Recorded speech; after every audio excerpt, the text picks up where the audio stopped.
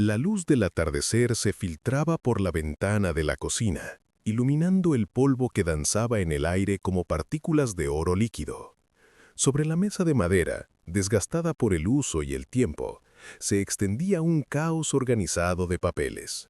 No eran dibujos, ni deberes del colegio, eran formularios legales, impresos de artículos del Código Civil y notas adhesivas llenas de una letra minúscula y precisa.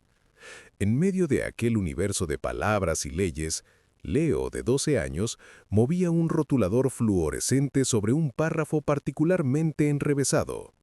Su ceño fruncido en una expresión de concentración absoluta que resultaba casi cómica en alguien de su edad.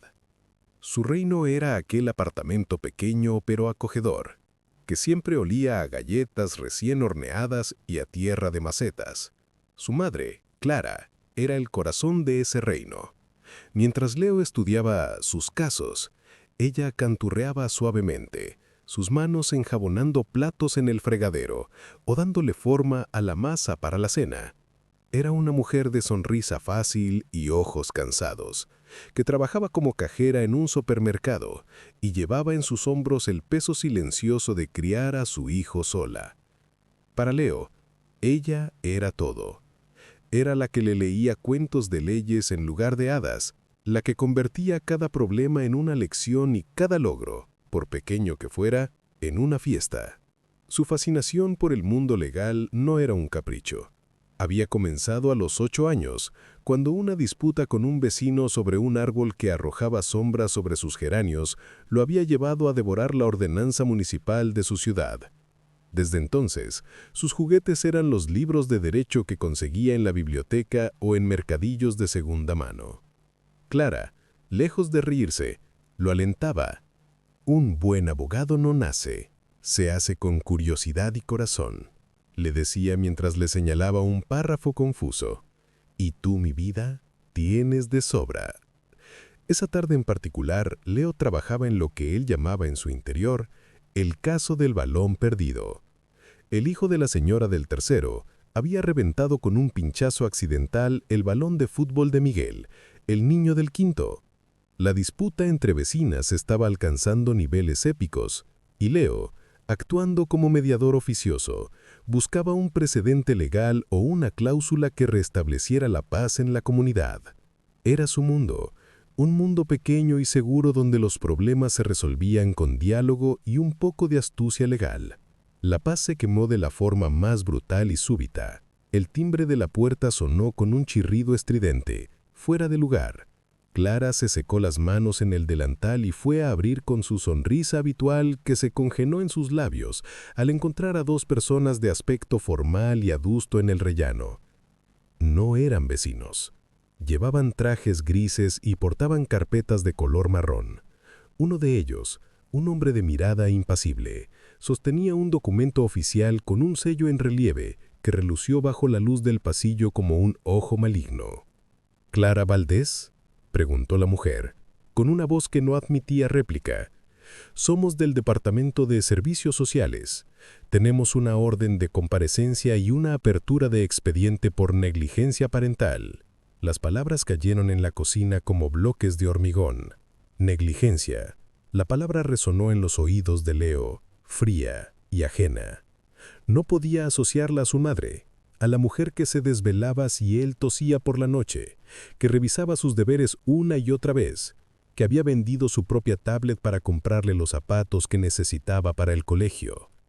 Vio cómo los hombros de Clara, siempre tan rectos, se encorvaban ligeramente, cómo el color abandonaba su rostro, cómo sus manos, aún húmedas, comenzaron a temblar. La acusación era un monstruo de absurdos. Se basaba en una denuncia anónima que alegaba que Leo, en reiteradas ocasiones, había sido visto solo en el parque a horas intempestivas, que su ropa a veces estaba sucia o era inadecuada para el frío, y que mostraba conductas impropias de un niño de su edad, como llevar libros de leyes a todas partes. Cada una de esas mentiras era una puñalada. Leo quería gritar. Él iba al parque solo porque así lo prefería, para leer en paz. Su ropa estaba limpia, pero era modesta, y a veces se manchaba porque era un niño. Y sus libros eran su refugio y su pasión. Los funcionarios hablaban con una frialdad burocrática, citando artículos y protocolos. Clara intentaba explicar, su voz un hilillo tembloroso que chocaba contra el muro de su formalidad. Es un malentendido. Por favor, mi hijo es lo más importante para mí. Leo no dijo nada. Se quedó sentado en la mesa de la cocina. Sus papeles sobre el caso del balón perdido le parecieron una frivolidad infantil, un juego estúpido. Observó la impotencia en los ojos de su madre, la manera en que la etiquetaban y juzgaban sin conocer ni una sola página de su historia. Sintió una rabia fría, no la rabia explosiva de un niño, sino una determinación sólida y quieta, como el acero. Cuando los funcionarios se marcharon, dejando una copia de los documentos sobre la mesa, junto a las migas de las galletas, el silencio que llenó el apartamento fue opresivo. Clara se dejó caer en una silla, enterrando su rostro en sus manos. Un sollozo seco escapó de su garganta. Leo se acercó. No la abrazó. No lloró. Con una calma que asustaba, recogió el documento oficial. Lo estudió. Ahí estaba la mentira, escrita a máquina y sellada por el sistema. Entonces alzó la vista y miró a su madre en los ojos. En su mirada ya no había rastro del niño que jugaba a ser abogado. Ahora había un abogado de verdad luchando por salvar a su única cliente. «No te preocupes, mamá», dijo, y su voz no tembló. «Yo voy a ser tu abogado. Voy a demostrar que esto es una injusticia. Y voy a ganar». El primer obstáculo fue una puerta. No una metafórica, sino una de madera maciza y color verde opaco, con un pequeño letrero de latón que rezaba «Archivo Municipal, Sección B». Para Leo aquella puerta era la entrada al laberinto, el primer nivel de un videojuego en el que las vidas eran el bienestar y la reputación de su madre. Al otro lado estaba, supuestamente, el expediente completo de la denuncia anónima. El documento que contenía los detalles específicos de las acusaciones, los testigos citados, si es que había alguno, y la identificación del trabajador social asignado. Necesitaba verlo. Un abogado no puede construir una defensa a ciegas. La mujer tras el mostrador, de cabello gris recogido en un moño tan tenso que parecía estirarle la piel de las sienes, lo miró por encima de sus gafas. ¿El expediente 74B? No, cariño. Eso es información confidencial, solo disponible para las partes involucradas o sus representantes legales. Leo, que había practicado su discurso frente al espejo del baño, tragó saliva. «Yo soy su representante legal», dijo intentando que su voz no sonara a pipa. La mujer, cuyo rótulo decía «Señora Margarita», esbozó una sonrisa condescendiente. «¿Tienes tu carnet de colegiado, querido? ¿O un poder notarial?» Leo no tenía más que su libreta de espiral y un bolígrafo que había sido de su abuelo. El silencio fue su respuesta. «Eso es lo que pensaba. Vuelve a jugar con tus amigos. Los mayores tenemos trabajo». La palabra «jugar» le quemó como un hierro. Cada cariño, cada querido, era un mazazo que pretendía devolverlo a su lugar, el lugar de un niño que no debería meterse en asuntos de adultos. Salió del archivo con las mejillas ardiendo, la rabia fría del día anterior transformándose en una frustración aguda. No podía rendirse. Si esa puerta estaba cerrada, buscaría una ventana. Su mente, acostumbrada a encontrar patrones y conexiones donde otros veían caos, comenzó a trabajar. La denuncia mencionaba el parque. El parque San Benito, a 3 calles de su casa. Era su territorio. Ahí conocía a todos los pájaros por su nombre. Cada banco tenía una historia y cada árbol era un viejo amigo. Pasó las 2 tardes siguientes convertido en una sombra silenciosa en el parque. No llevaba sus libros de leyes, esa era su conducta impropia. En su lugar, llevaba una gorra de béisbol y fingía estar buscando canicas perdidas o observando hormigas. Su objetivo era simple, aunque monumental: encontrar a alguien, a cualquiera, que hubiera estado en el parque en los momentos específicos citados en la denuncia y que pudiera recordar haberlo visto. Necesitaba testigos, pero testigos de su propia inocencia, de su normalidad. Se acercó a la señora Eulalia, que siempre llevaba a su perro Salchicha a pasear a la misma hora. Buenas tardes, señora. ¿Usted me recuerda a mí jugando aquí la semana pasada? La mujer lo miró con desconfianza. ¿Eras el niño de los papeles? Tu madre tiene problemas, ¿no? Mejor no me metas en tus líos, hijo. Y se alejó, tirando de la correa de su perro. La segunda derrota fue más dolorosa. Fue entonces cuando comprendió que la acusación no solo era un papel, era una mancha, un rumor que ya empezaba a extenderse. La gente no quería involucrarse. Preferían el cómodo prejuicio a la incómoda verdad. Se sintió pequeño, terriblemente pequeño e insignificante. Se sentó en su banco favorito bajo el viejo roble y observó a las familias. Padres riendo con sus hijos, abuelos alimentando a las palomas. Un nudo de envidia y desesperación se le formó en la garganta. Él y su madre eran una familia perfecta a su manera. ¿Por qué el mundo insistía en romperlos? Estaba a punto de ceder al desánimo cuando su mirada se cruzó con las de un grupo de chicos mayores que jugaban un partido de fútbol desorganizado en el campo de tierra. Uno de ellos, un chico alto y delgado con una sudadera con capucha a pesar del calor, lo estaba mirando fijamente. No con la curiosidad vacía de los otros, sino con una intensidad que hizo que Leo se pusiera en guardia. Era Marco, un chico de unos 15 años con fama de problemático que merodeaba por el parque sin un propósito claro.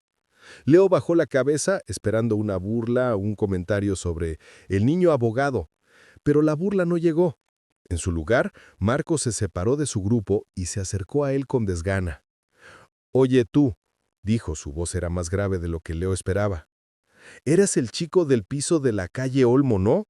Leo asintió con cautela, apretando su libreta contra el pecho como un escudo. Marco miró alrededor, asegurándose que nadie los escuchara. «He oído lo de tu madre. Eso de que es una mala madre. Es una mierda». La crudeza de sus palabras hizo que Leo parpadeara. ¿Cómo lo sabes? Marco se encogió de hombros. Mi tía es amiga de la que os ha denunciado, la señora Pulgas. Leo se quedó helado. ¿Señora Pulgas? Bueno, no se llama así. Es la del cuarto, la que siempre se queja de todo, la de la ventana desde donde se ve todo el parque. Una chispa encendió la oscuridad que empezaba a apoderarse de Leo. La señora Pulgas, la señora Gertrudis, su vecina del cuarto B, la mujer que una vez le gritó por dejar que su sombra cayera sobre sus geranios, la que siempre los miraba con recelo. Todo encajaba. Ella tenía la vista perfecta del parque. Ella era capaz de verlo a él sentado solo y malinterpretar su soledad como abandono. Podía observar su ropa modesta y llamarla sucia. Podía observar su interés por la lectura y tacharlo de impropio. El anonimato de la denuncia se desvanecía, revelando un rostro, un nombre, un motivo mezquino y vecinal. Marco escupió al suelo. Es una bruja. Le hizo lo mismo a mi familia hace 2 años cuando mi primo se quedó a vivir con nosotros. Casi nos quitan la custodia. Miró a Leo directamente. A ella no le gustan las familias que no son como la suya, la perfecta. Por primera vez, Leo no veía a un chico problemático, veía a un aliado, a otra víctima del mismo monstruo de los prejuicios. ¿Por qué me lo dices?, preguntó Leo a un receloso. Marco miró hacia el edificio de su vecina y una mueca de desprecio cruzó su rostro. Porque a nadie le gusta que le metan donde no le llaman, y porque esa mujer es una plaga. Leo no tenía aún la evidencia física, el expediente, pero ahora tenía algo quizás más valioso: el nombre del enemigo y la primera grieta en su armadura de anonimato. La pista no estaba en un archivo polvoriento, sino en el parque, en la memoria rencorosa de un chico al que todos juzgaban sin conocerlo.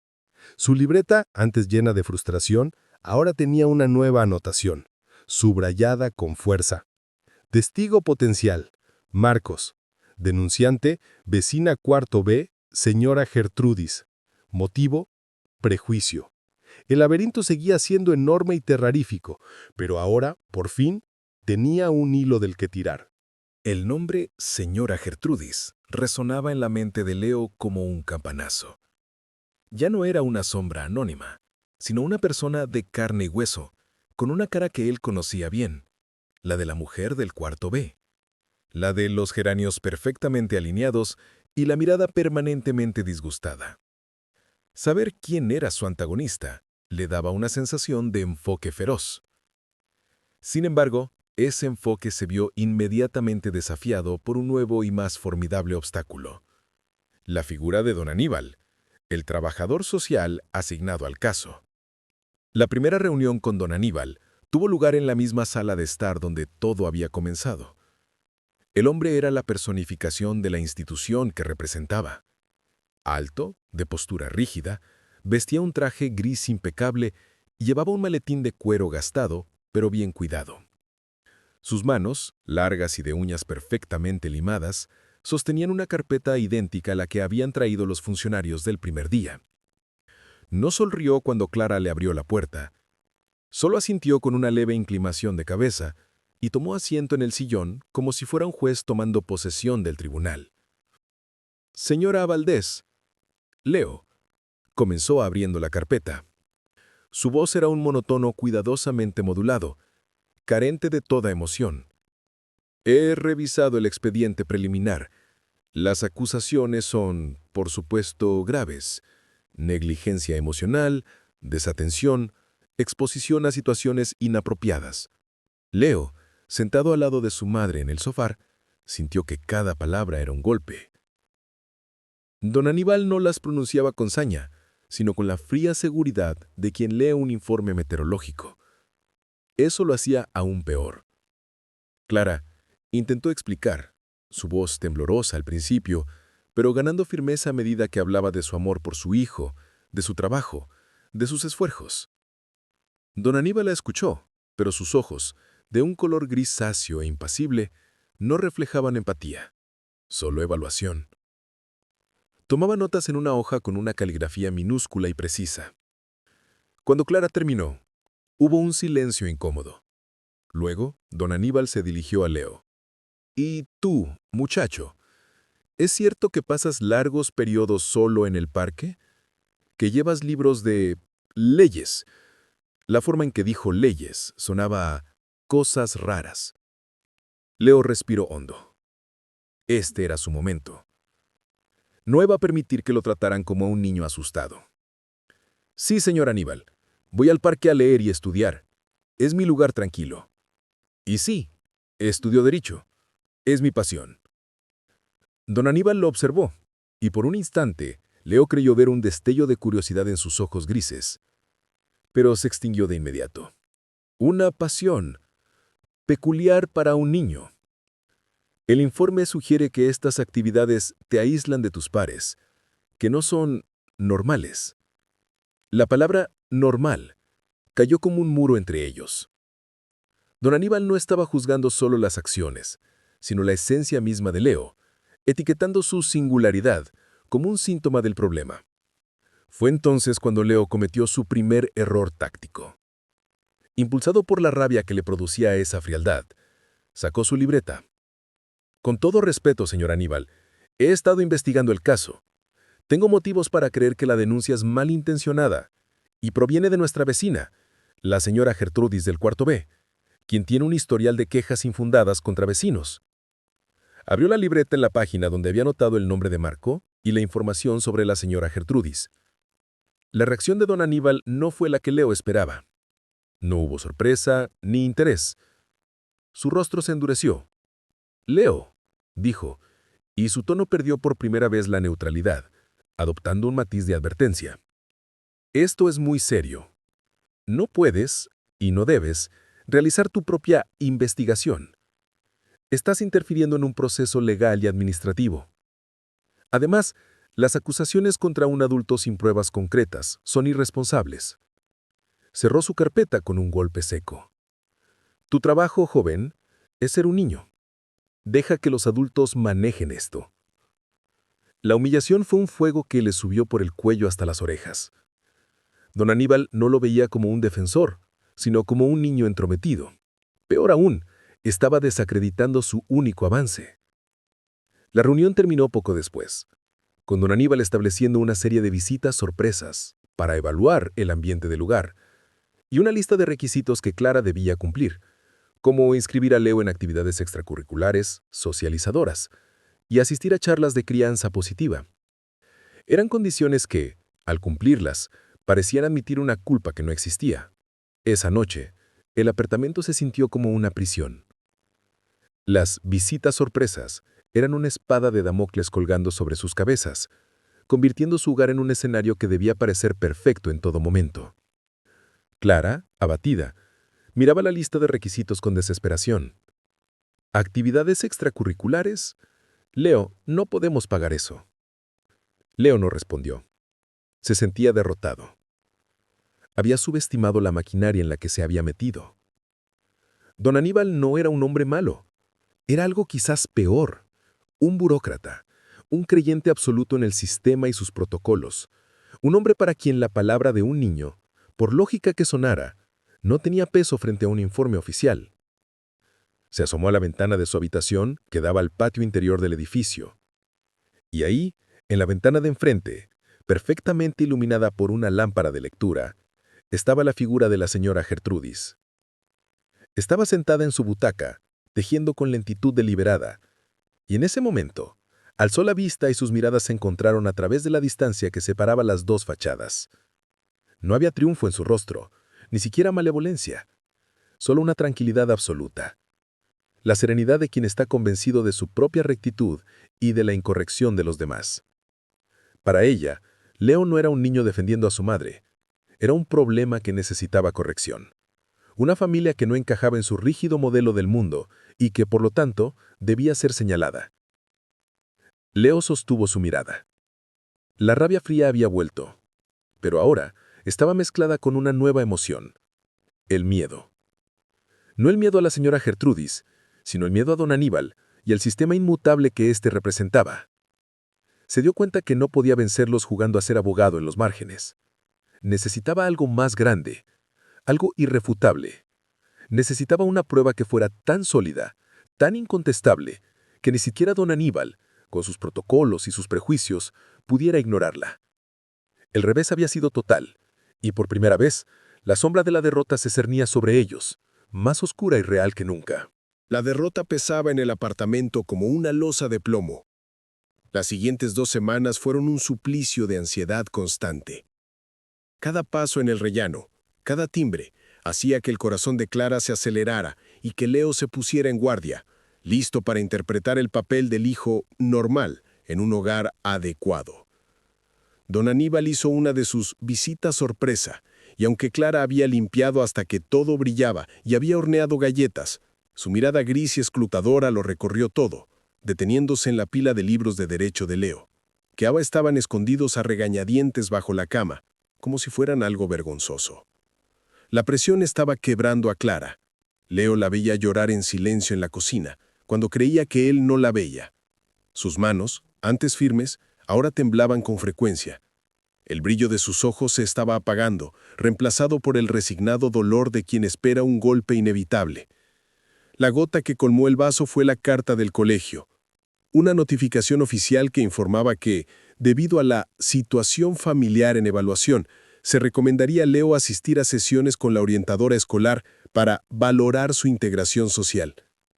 Era la máquina burocrática triturando su vida, extendiendo sus tentáculos hasta su último refugio. Esa noche, Clara rompió.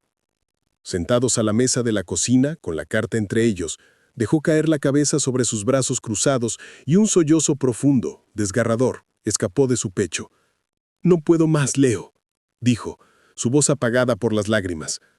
Tal vez tienen razón en algo. Tal vez he hecho algo mal. Tal vez si hubiera sido una madre diferente, una madre normal, esto no estaría pasando». Verla rendirse fue para Leo el momento más aterrador de toda la pesadilla. Su madre, su roca, se estaba desmoronando. Su propia determinación, hasta entonces de acero, se agrietó. ¿Y si don Aníbal tenía razón? ¿Y si él, con su obsesión por las leyes, era parte del problema? Una voz insidiosa le susurraba que tal vez lo mejor era dejar de luchar, aceptar las etiquetas, ser el niño normal que todos querían que fuera. Se levantó y se acercó a la ventana, alejándose del espectáculo desolador de la derrota de su madre. Miró hacia la ventana de la señora Gertrudis, que ahora estaba oscura. sintió una impotencia tan vasta y profunda que le quitó el aliento. Había fallado. Su investigación, su lógica, su pasión por la justicia no habían servido de nada contra la fría maquinaria del prejuicio institucionalizado. Fue en ese preciso instante de absoluta desesperación, mientras su mirada vagaba sin rumbo por el patio de luces, cuando lo vio. O más bien, cuando su mente, entrenada para buscar patrones y conexiones, finalmente unió los puntos que había estado observando de forma subconsciente durante años. En el alféizar de la ventana de la señora Gertrudis, junto a sus perfectos geranios, había un objeto, un pequeño jarrón de porcelana azul, fino y delicado. Y en ese momento, bajo la tenue luz de la farola del patio, Leo recordó con una claridad abrumadora. Hacía casi 3 años, una vecina anciana, la señora Elvira, que vivía al lado de la señora Gertrudis, había reportado la desaparición de varios objetos de valor de su casa, cosas pequeñas, una cajita de plata, unos pendientes, el jarrón de porcelana azul que le pertenecía a su abuela. Nunca se encontró al culpable. La señora Elvira se mudó poco después a una residencia, atribuyendo la pérdida a su propia senilidad. Pero Leo lo recordaba perfectamente, porque la señora Elvira era amable con él. A veces le daba caramelos y le había mostrado ese jarrón una vez, contándole su historia. Y ahora, ahí estaba, en la ventana de la señora Gertrudis, a la vista de todos, como si siempre hubiera sido suyo. Un hormigueo eléctrico recorrió la espina dorsal de Leo. No era solo un robo, era la clave. Era la prueba irrefutable del carácter de su acusadora, la señora Gertrudis, la mujer que se presentaba ante el mundo como la guardiana de la moral y el orden, la que juzgaba a los demás con tanta severidad. Era una hipócrita y una ladrona. Pero ¿cómo demostrarlo? Una foto desde su ventana no sería suficiente. Podría alegar que era un jarrón similar. Necesitaba una admisión de culpabilidad. Y entonces, la idea surgió en su mente, completa y audaz. Una idea tan arriesgada que casi la descartó de inmediato. Pero miró a su madre, aún sollozando en la mesa, y supo que era su única carta. Se trataba de usar la propia arma de la señora Gertrudis, su tendencia a quejarse y a interferir. Se acercó a Clara y puso una mano en su hombro. «Mamá», dijo, su voz ahora era extrañamente calmada, la de un estratega que ha encontrado el punto débil del enemigo. «Ya no llores. Lo tengo». Le explicó su plan con una velocidad febril. No se trataba de acusarla directamente, se trataba de tenderle una trampa. Utilizaría la única herramienta legal a la que, como menor, podía acceder sin ser cuestionado, una queja vecinal. Al día siguiente, Leo fue directamente a la oficina de administración de la finca. Con la misma seriedad con la que había abordado sus estudios legales, presentó una queja formal por escrito. En ella detallaba que, en repetidas ocasiones, había visto a la señora Gertrudis del cuarto B arrojar restos de tierra de sus macetas al patio de luces, lo cual constituía una infracción de las normas de convivencia y un riesgo de suciedad para los demás vecinos. Era una queja menor, casi trivial, pero verosímil. Lo importante no era la queja en sí, sino la reacción que esperaba provocar. La administradora, sorprendida por la formalidad del niño, no tuvo más remedio que cursar un escrito de amonestación a la señora Gertrudis. Como Leo había previsto, ella estalló de indignación. Esa misma tarde, furiosa, llamó a la puerta de Leo y Clara, blandiendo el papel de la amonestación. «¡Esto es un absurdo! ¡Una infamia!», gritaba, su rostro congestionado por la ira. Clara, actuando según lo planeado, intentó calmarla con una voz serena. «Señora Gertrudis, es solo una queja de un niño, no se altere». «Es que este niño es un problema, igual que su madre», vociferó la mujer perdiendo por completo los estribos. «Ustedes dos son una desgracia para el edificio, y después de todo lo que hago por mantener el orden, mira cómo me pagan». Señaló con un dedo tembloroso hacia su propio apartamento. «Yo, que soy una persona recta y honrada, tengo que aguantar estas calumnias, no como otros que esconden sus miserias. Yo no tengo nada que esconder. Mis cosas son impecables, todas legales, no como los objetos robados que tendrán otros». La palabra «robados» quedó flotando en el aire como un gas venenoso. Leo, que había mantenido silencio, observando, dio el paso final. con el teléfono móvil de su madre que él había tenido hábilmente a un lado, grabando en video desde que la mujer había empezado a gritar, se acercó. «Señora Gertrudis», dijo, con una calma que contrastaba brutalmente con su histeria. «¿Objetos robados? ¿A qué se refiere?» Y entonces, mientras ella, en su ceguera iracunda, seguía despotricando sobre su intachable honestidad, la cámara de Leo se enfocó, lentamente, de forma deliberada, en el jarrón de porcelana azul que descansaba en su alféizar, visible a través de la puerta abierta de su casa. La prueba no era solo su confusión verbal, era la imagen de aquel objeto, claramente filmado, en poder de la mujer que acababa de proclamar a gritos su intachable honestidad. La chispa en la oscuridad se había convertido en una antorcha. La audiencia en la oficina de don Aníbal tenía un aire de juicio final. La habitación, impersonal y adornada solo con carteles de servicios sociales y un calendario de pared, se sentía como una celda. Don Aníbal ocupaba su sitio tras el escritorio, su rostro una máscara impasible de burocracia. Frente a él, Clara, con sus manos entrelazadas sobre el regazo, en un intento por disimular su temblor, y Leo, sentado anormalmente recto con la libreta cerrada sobre sus piernas. Pero hoy no era la libreta su arma principal. Hoy era el teléfono que guardaba en el bolsillo de su pantalón. Un pequeño artefacto que contenía la verdad grabada a fuego. La señora Gertrudis llegó poco después, con un aire de ofendida dignidad. Se sentó con un bufido, lanzando una mirada de profundo desprecio hacia Clara y Leo. «Espero que esto acabe de una vez con este circo, don Aníbal. Estoy harta de que mi buena fe y mi preocupación por la comunidad se pongan en tela de juicio por esta gente». Don Aníbal alzó una mano para calmar los ánimos. «Señora Gertrudis, hemos citado esta reunión para aclarar algunos puntos. Leo ha manifestado tener nueva información». Todos los ojos se volvieron hacia el niño. Don Aníbal lo miró con escepticismo. «Bien, Leo, tienes la palabra. Pero recuerda, acusaciones graves requieren pruebas igual de graves». Su tono era el de un maestro advirtiendo a un alumno travieso. La señora Gertrudis sonrió con suficiencia, segura de su posición. Leo respiró hondo. No era el aliento nervioso de un niño, sino la pausa deliberada de un orador antes de soltar su argumento clave. «Don Aníbal», comenzó, su voz clara y serena. «Usted ha basado gran parte de su evaluación en el testimonio de la señora Gertrudis, una persona anónima hasta ahora. Usted confió en su palabra para juzgar a mi madre, para juzgarnos a nosotros, sin conocer realmente a ninguno de los dos.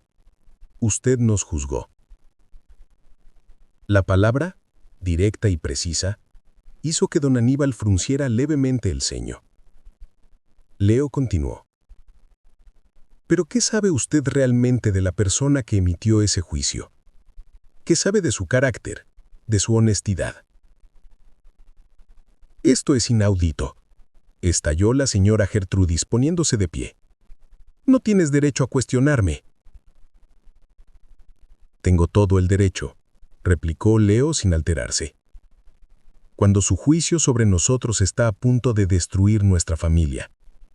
Usted dijo ayer, delante de mi madre y mío, y lo repito textualmente: yo no tengo nada que esconder. Mis cosas son impecables, todas legales, no como los objetos robados que otros tendrán». Un silencio súbito y pesado llenó la habitación. La señora Gertrudis palideció. Don Aníbal la miró, intrigado. «¿Objetos robados? ¿A qué se refirió con eso, señora?» Ella balbuceó. Era una forma de hablar. Estaba alterada por esa queja absurda. «Era una confesión involuntaria», corrigió Leo suavemente. Y entonces sacó el teléfono. «Usted no solo habló de objetos robados, señora Gertrudis, también mostró uno». Pulsó play en la pantalla. La grabación, un poco temblorosa al principio, era perfectamente audible. Ahí estaba la voz estridente de la mujer, sus gritos, su proclamación de honradez. Y luego la cámara, guiada por la mano de Leo, se enfocaba de manera lenta e inexorable en el alféizar de su propia puerta, donde el jarrón de porcelana azul descansaba bajo la luz. La transformación en el rostro de la señora Gertrudis fue dramática. La arrogancia se desvaneció, reemplazada por un pánico absoluto. «¡Eso es mío! ¡Me lo regalaron!», gritó, pero su voz era un chillido desesperado. «Este jarrón», explicó Leo, pausando el video en el plano más claro del objeto, «pertenecía a la señora Elvira, su antigua vecina. Fue reportado como robado hace 3 años, junto con otros objetos. Usted se quedó con él, señora Gertrudis. Lo tiene a la vista de todos, porque nunca pensó que alguien lo reconocería o que se atreverían a cuestionarla. Usted, que juzga la vida de los demás con tanta dureza, es una ladrona». Don Aníbal observaba la escena con una expresión que Leo no le había visto antes. Conmoción. Sus protocolos, sus informes, su fría evaluación del bienestar del menor, se estaban desmoronando ante la evidencia cruda e incontestable de un video. La paradoja era perfecta. La mujer que había iniciado el proceso por conductas impropias había sido pillada en una conducta delictiva. La acusadora era, de hecho, una criminal. Esto es muy grave», consiguió decir don Aníbal. Su voz había perdido por completo su tono monocorde. Miró a la señora Gertrudis, que se había derrumbado en la silla, sollozando ahora no de rabia, sino de vergüenza y miedo.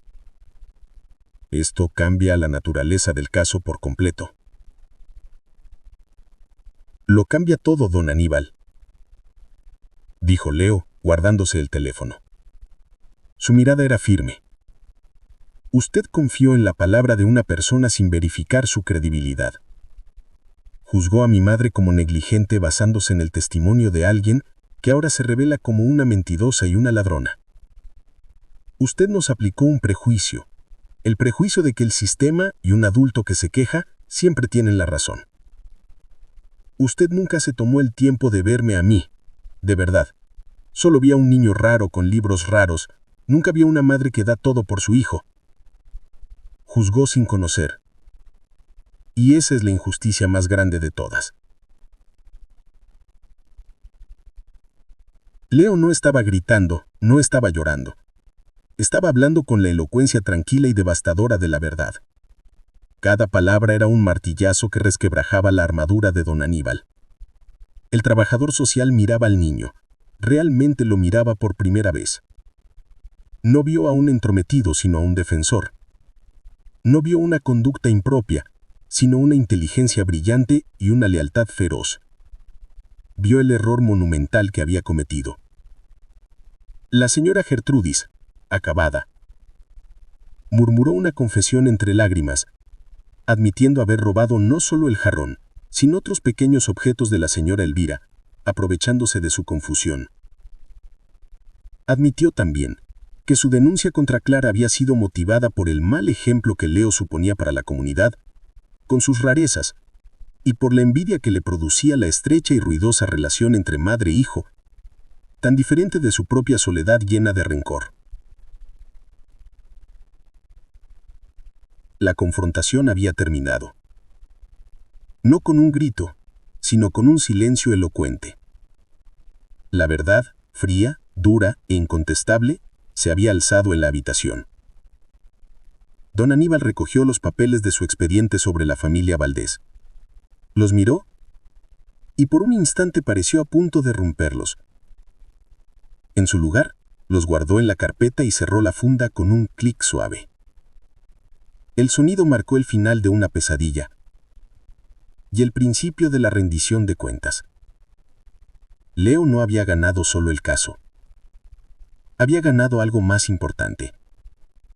Había obligado a la justicia, personificada en un hombre cegado por los protocolos, a abrir los ojos. El silencio que siguió a la confesión de la señora Gertrudis no era el mismo silencio opresivo de las semanas anteriores. Este era un silencio cargado de significado, de una verdad tan pesada que había aplastado toda resistencia. Don Aníbal, con el rostro demudado, pidió a la vecina que esperara fuera de su oficina. Cuando la puerta se cerró tras ella, su figura encorvada y derrotada, el trabajador social se quedó solo con Clara y Leo. Durante un largo momento no dijo nada. Solo observaba la carpeta marrón sobre su escritorio, como si no reconociera el objeto que había sido su Biblia durante semanas. Finalmente alzó la vista. Ya no estaba el hombre de hierro, el burócrata impasible. En sus ojos grises había algo nuevo. Vergüenza y un atisbo de humildad. «Señora Valdés, Leo», comenzó, y su voz sonaba extrañamente áspera, humana. «No tengo palabras para disculparme. He cometido un error grave. Un error de prejuicio, como bien dijiste, Leo». Respiró hondo como si el aire de la habitación se hubiera vuelto escaso. «Este expediente está cerrado. Hoy mismo redactaré un informe final recomendando el archivo definitivo del caso y la absoluta exoneración de ustedes. Además, me encargaré personalmente de contactar con el colegio para retirar cualquier nota o recomendación derivada de esta situación». Las palabras cayeron sobre Clara como una lluvia purificadora después de una larga sequía. Un temblor diferente, esta vez de alivio absoluto, la recorrió, y unas lágrimas silenciosas, pero esta vez de felicidad, comenzaron a resbalar por sus mejillas. No dijo nada. Solo extendió su mano y apretó la de su hijo con una fuerza que lo decía todo. La pesadilla había terminado. Don Aníbal se dirigió entonces directamente a Leo. «Has demostrado hoy no solo un conocimiento excepcional, sino una integridad y una determinación que rara vez se ven. Has sido un mejor abogado, no, un mejor defensor de la justicia, de lo que la mayoría de los adultos en esta situación habrían sido. Me has dado una lección que no olvidaré». Era un reconocimiento total, una capitulación sin condiciones. Leo asintió con la cabeza, aceptando las disculpas pero sin triunfalismo. No se sentía victorioso, se sentía aliviado y más maduro. Las consecuencias para la señora Gertrudis fueron inmediatas. Don Aníbal, obligado por su deber, tuvo que contactar con las autoridades.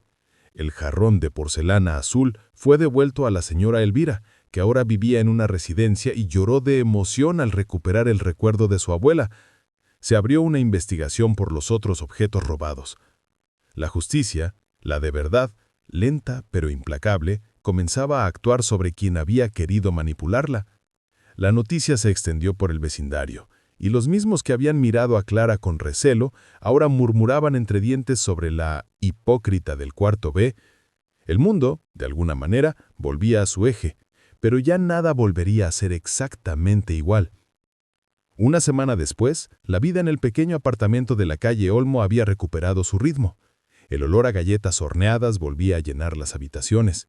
Clara canturreaba de nuevo, y su sonrisa, por fin, alcanzaba sus ojos. Una tarde, Leo estaba sentado a la mesa de la cocina. Sobre él no había formularios legales ni artículos del Código Civil. Sobre la mesa, en un lugar de honor, había un nuevo libro, un grueso volumen sobre ética y deontología profesional que don Aníbal, en un gesto de genuino respeto, le había enviado como regalo. Pero Leo no lo estaba leyendo. Tenía frente a él una hoja en blanco y su bolígrafo. Clara se acercó y puso una taza de chocolate caliente junto a él. «¿En qué piensas, abogado?», preguntó, con una sonrisa teñida de infinita admiración. Leo alzó la vista hacia ella y luego su mirada se dirigió a la cámara, rompiendo por un momento la cuarta pared como si estuviera hablando directamente a cada persona que vería su historia. Su expresión era serena, pero sus ojos brillaban con la intensidad de quien ha aprendido algo profundo. «Pienso», dijo, su voz clara y pausada, «en lo fácil que es señalar con el dedo, en lo rápido que juzgamos al que es diferente, al que no encaje en nuestra idea de lo normal. Juzgamos por la ropa, por los gustos, por la forma de ser. Vimos como un prejuicio, Una simple sospecha basada en apariencias casi destruye a una familia. Vimos cómo el sistema, a veces, prefiere la comodidad de la etiqueta a la complejidad de la verdad. Mi madre era juzgada por ser madre soltera, por trabajar mucho, por no tener mucho dinero. Yo era juzgado por preferir los libros de leyes a los videojuegos. Y nuestra vecina era juzgada por todos ahora como una simple ladrona. Pero, ¿alguien se preguntó por qué? ¿Alguien trató de entender la soledad y el rencor que la llevaron a hacer lo que hizo? Miré a la hoja en blanco. Este caso no trataba solo de ganar, trataba de entender, y lo que aprendí, lo que quiero que quede claro para todos es esto: nunca juzgues a nadie sin conocer su historia. Detrás de cada persona hay una batalla que no ves, una historia que no conoces, un dolor que no imaginas. La justicia de verdad no consiste en aplicar un reglamento a ciegas, sino en tener la sabiduría de escuchar, la valentía de dudar de tus propios prejuicios y la humanidad para tratar de entender. Clara puso una mano en su hombro, un gesto de apoyo e infinito orgullo. Por eso, concluyó Leo, esta no es la historia de un niño que ganó un caso. Esta es la historia de un hijo que defendió a su madre.